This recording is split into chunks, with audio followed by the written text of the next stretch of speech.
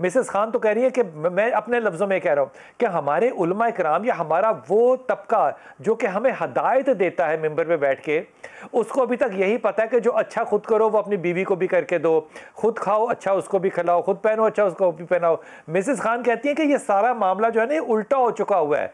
Branded पहनती है खवातीन और बीवियाँ और खामद पहनते हैं लंडा। ये बात बड़ी हद तक मैंने तो देखी है। मैं अपनी मिसाल दूँ तो बिल्कुल ऐसा है। मुझे नहीं पता ब्रांड श्रैंड क्या होता है, एब्सोल्युटली नहीं पता।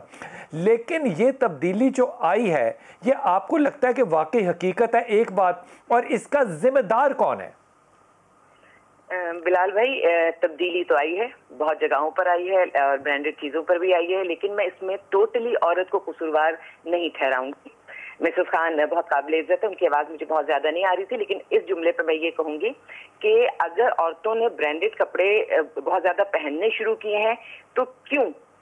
क्या वो मियाँ जो सादे लिबास में औरत घर में थी और किचन में काम कर रही थी और उसके पास से लहसुन अदरक की बदबू आ रही थी, क्या वो उसी की मोहब्बत में उलझा रहा?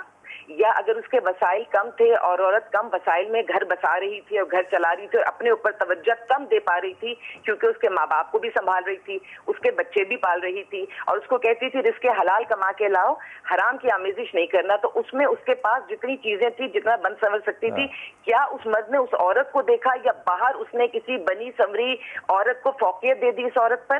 क्योंकि औरत बेसिकली ना अपने मियाँ की तारीफ पर सबसे ज्यादा खुश होती है। मेरे माशरे की आज भी आम औरत, मैं उन केसेस को निकाल देती हूँ जो बहुत एक्सट्रीम केसेस हम औरतों के देखते हैं, आमतौर से सारी दुनिया की तारीफ एक तरफ और मियाँ की मोहब्बत की एक नजर एक तरफ। आप अगर सादे कपड़ों में हसीन लग रहे हैं और आपका मियाँ तारीफ कर देता है तो ब्रांड्स आपके सामने कोई हैसियत नहीं रखते। तो मैं मर्दों को जरूर ये बात कहूंगी कि आपने भी तो कहीं अपनी बीवियों को खो दिया है।